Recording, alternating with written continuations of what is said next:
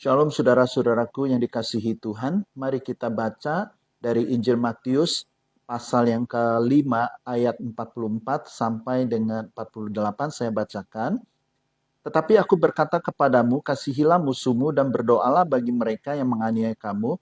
Karena dengan demikianlah kamu menjadi anak-anak Bapamu yang di sorga, yang menerbitkan matahari bagi orang-orang jahat dan orang-orang baik, dan menurunkan hujan bagi orang yang benar dan orang-orang yang tidak benar.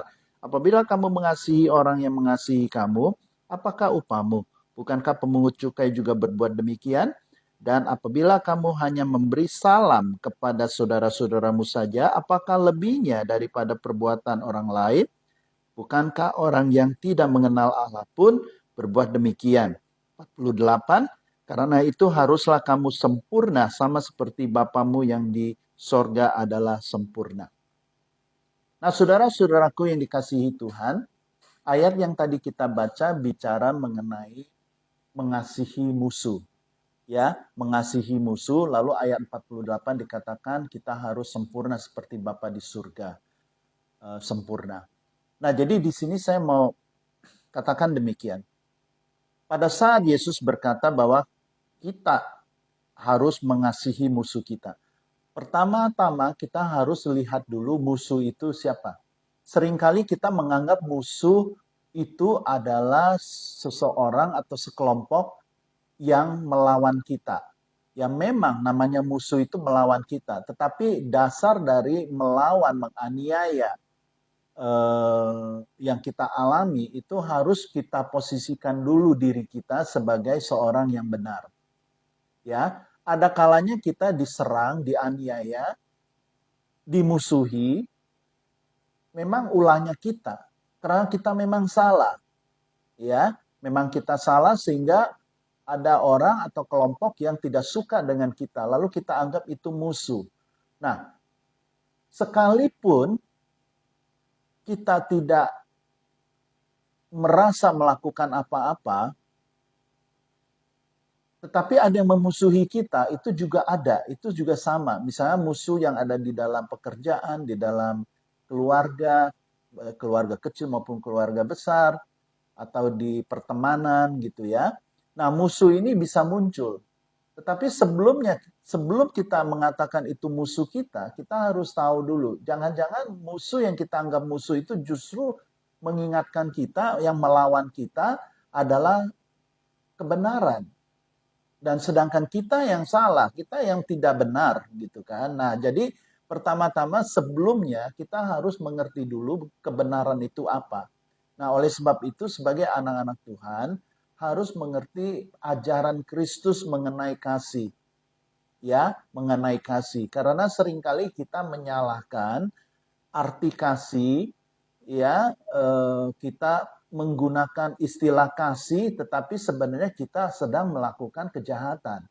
Misalnya contoh, kalau ada orang yang meminjam uang dan kita tahu uang itu untuk berjudi, lalu kita pikir kita mengasihi dia, lalu kita memberi pinjaman atau memberikan uang kita untuk orang itu, padahal kita tahu dia mau buat pakai untuk berjudi, lalu kita anggap mengasihi dia.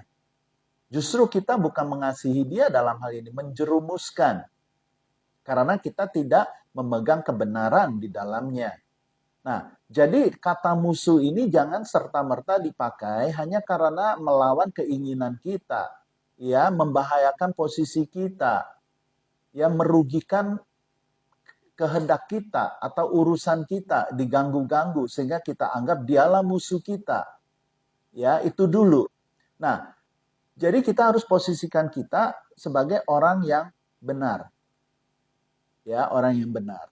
Nah, pada saat kita sudah memposisikan diri kita sebagai orang benar, lalu ada musuh yang tidak suka dengan kita karena kebenaran kita, tidak suka menjauhi kita, misalkan teman-teman menjauhi kita, dikatakan kita sorohani, ya, karena tidak mau ikut mereka melakukan hal-hal yang berdosa, dan juga mungkin di dalam keluarga juga, di dalam pekerjaan juga, ya, sehingga kita disudutkan menjadi orang yang ditinggalkan oleh kelompok-kelompok dan bahkan bukan ditinggalkan saja, membenci kita. Nah, ini boleh kita katakan musuh.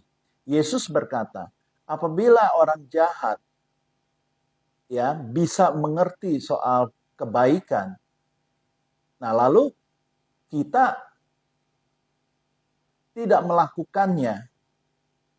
Nah, ini akan menjadi kita orang yang munafik. Kita tahu benar tapi kita tidak melakukan. Ini munafik. Nah, Yesus juga berkata, apa jasamu apabila engkau berbaik kepada orang yang baik kepadamu?